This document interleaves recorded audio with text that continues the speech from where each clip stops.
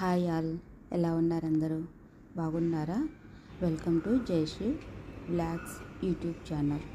ఈరోజు ఆంధ్ర స్టైల్లో tomato egg curry. ఈ ఎగ్ కర్రీ అనేది వేడి అన్నంలోకి అలాగే చపాతీలోకి చాలా బాగుంటుంది.